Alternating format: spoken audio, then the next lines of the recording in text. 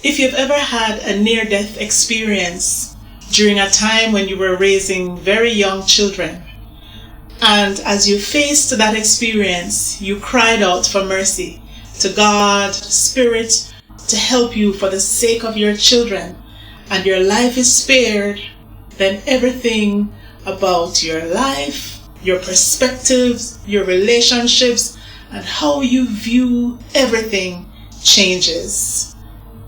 You're listening to Angie Marie, and that has been my story. Stay tuned. I'll be right back.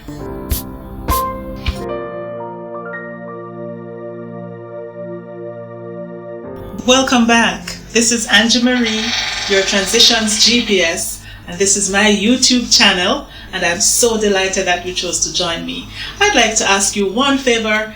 Hit that subscribe button, like this video, and hit that notification bell so you're aware every time I post a new video. So it was a very sunny Saturday afternoon, and my husband at the time and myself were heading out to the country to pick up our 3 young daughters. They were all under the age of 7.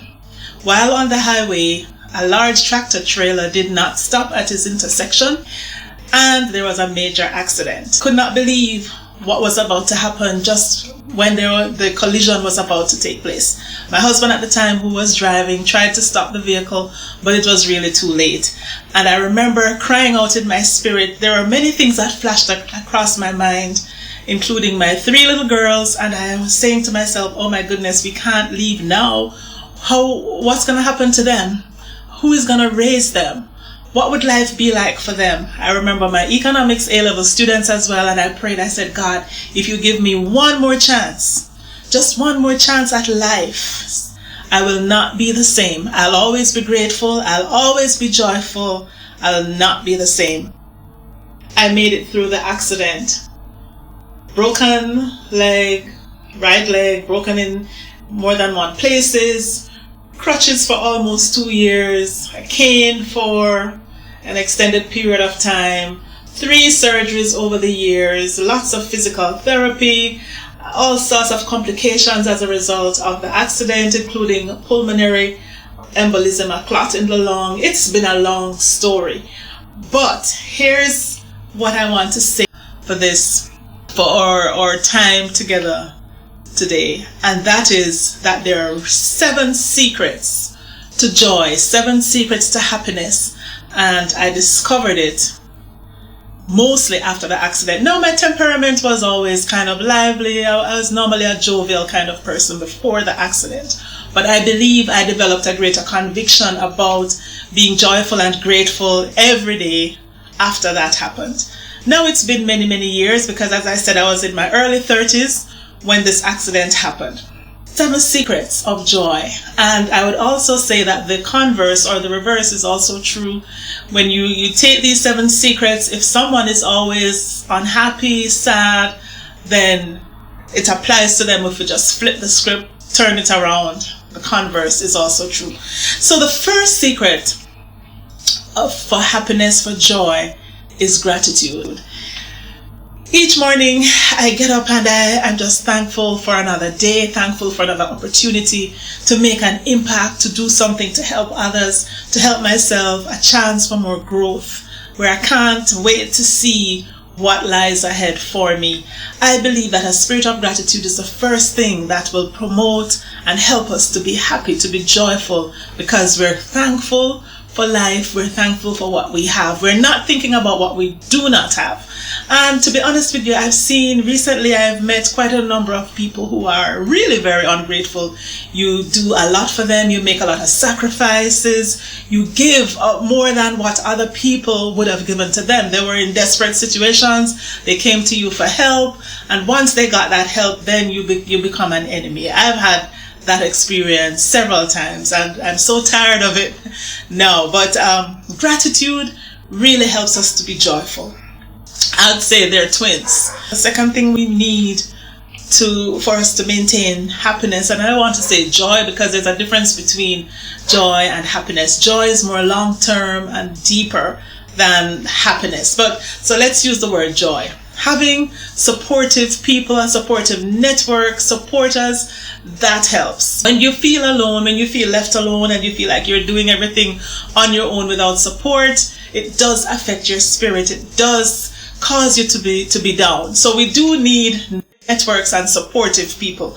Once you find those links, keep them going. If you find that you're connected to people who are really unsupportive, they're jealous, competitive, always fighting and struggling against you, cut them off, because you need to secure your peace and your joy. I think there's a connection also between your joy, your happiness, your peace, and a longer life. The third variable is understanding our assignment or our purpose and sticking to it. And I want to say here that we all have different assignments. In terms of academics, you will never be tested for biology if you're an economics major. You're not going to go in the biology exam and see economics questions on cost benefit or the law of diminishing returns or questions of that sort. You'll see questions that relate to the principles of economics, and likewise in biology, you'll see questions that relate to biology. It's the same way with our assignment, or life assignment or purpose. Some of us are meant to travel the world. Some of us, right now I'm in Ghana. Some of us are supposed to be in Africa for a period of time, while some of us are supposed to remain in our village wherever we were born. We all have different assignments, different skills, talents, and the experiences we have had throughout our lives, or environment, or training, or education, or even our work experience. Everything all combines as part of our final assignment. When we understand our assignment, we're not going to be jealous and competitive with someone else and be saying, oh, how come this person has that? No, you focused on that, and that keeps you happy. That keeps you joyful, because you know you're doing what you're supposed to be doing, and you're not bothering yourself about another person's assignment. You're happy for them, actually, that they're also making their own contribution, because at the end of the day, we're in this together, not as enemies fighting against each other. Fourth, helping other people to do the same, helping others as mentors and coaches, helping others to be happy also, helping others to achieve. It's part of what makes us happy. I am happy when I'm able to help somebody up. I'm never happy if, pushing someone down. No, that's not part of my assignment. We're here as uplifters. We're here as cheerleaders. We're here to spur each other on, not to push each other down. So helping others is a big one that keeps us motivated and keeps us joyful. Travel, taking vacations, taking trips. I've always said to people, travel more. We did not come into this world as trees where we can't move about. And travel, taking a break, taking time out, looking, seeing other places, enjoying other places, relaxing. We all need that. Life in and of itself is already stressful. For those of us who work hard, who are on the grind, we need to take time out for rest, recuperation, and leisure, to enjoy, to see the world, to see other places and other cultures and how other people do things. It's part of the fun. It's part of building joy and happiness within ourselves. Relating with young children and mature people, for me, that really works. Spending time with the little kids, doing TikToks with them, dancing with them, putting ourselves in their shoes and saying to yourself, how does this child feel? What do they think? What keeps them going? Empathizing with them, spurring them on, becoming a child yourself. That will help you to be joyful. Believe me. And also the links and connections with people who are more mature than yourself. The wisdom you gain. I had many of those. Some of them have passed on, and there are times when I weep, when I feel like, oh my goodness, where's Mr. Crooks during this time when I really need to speak with him? Where's my mom during this time? But while they're alive, we need to enjoy them, sit at their feet, serve them. It makes a big difference with our joy. Finally, financial prudence. How we handle our finances will make a big difference with our joy, with our happiness. And some people make it seem as if money is a crime, but listen, we can't do nothing without money. Without money, we can't have a roof over our head, we can't eat, we die. So money is very important. So the way we manage our money and what we do with it is very important. During those moments when I lack, when I'm down financially, I fight and push myself to build it back up. And that's what we all need to do. There's a huge connection between having finances and our happiness, because that is what gives us the freedom to be able to do the things we need to do, to be able to contribute to society the way we're supposed to. We need money.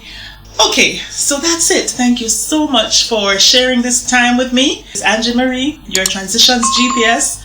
See you soon.